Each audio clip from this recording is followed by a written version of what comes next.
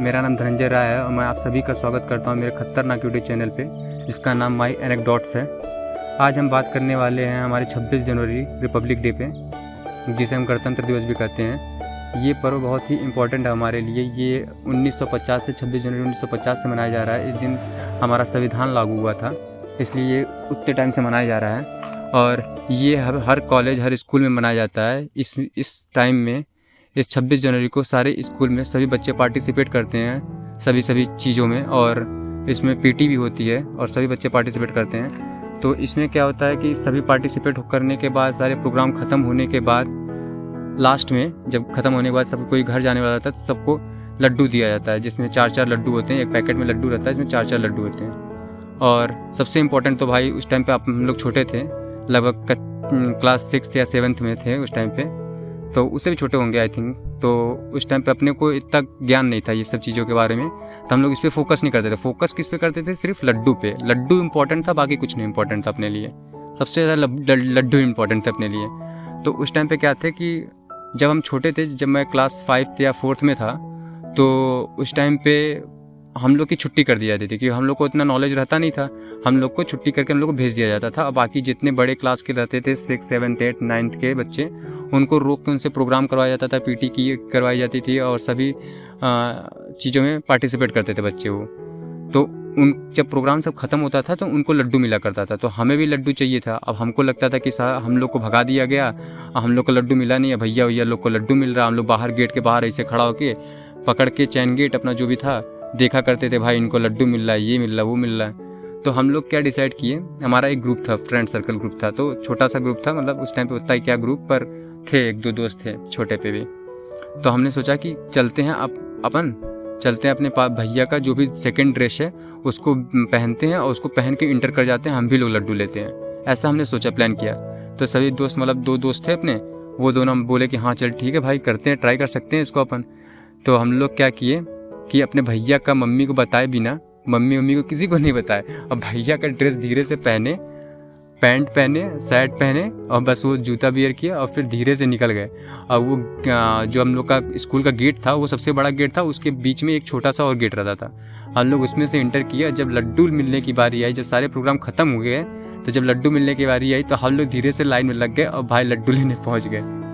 अब अपनी तो फटी पड़ी थी, क्योंकि अपने को इतना पता नहीं था कि भाई हम लोग को पकड़ लेंगे तो फिर क्या होगा क्या नहीं होगा। तो डर तो लग रहा था अलग से, पर एक्साइटमेंट भी था। लड्डू की लालच, भाई कहाँ कुछ सोच समझ में आया कि हाँ पकड़ा जाए, क्या होगा। मारपीट तो गया तो दूर की बात है भाई, पहले लड्डू इंपॉर्टेंट है।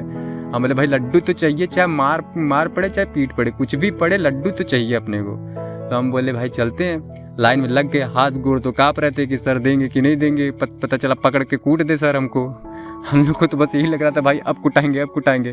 पर फाइनली हम लोग गए और लड्डू लेने, और हमें लड्डू मिल गया। और न कुटैया भी न कुछ, लड्डू मिलते ही अपन हम लोग घूमे, और बिना कुछ किसी को दाएं न बाएं न ऊपर नीचे देखे सीधा गेट के बाहर भागो भाई, अब सीधे भागो।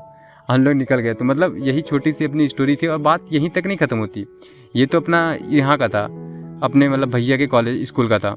फिर उसके बाद हम लोग जब घर पहुँचे, तो ये लड्डू वड्डू रखने के बाद हम लोग जब कैजुअल ड्रेस में आए, तो हम लोग सोचे क्यों ना ट्राई करते हैं कि मतलब कैजुअल ड्रेस में भी सब कोई देते हैं कि नहीं।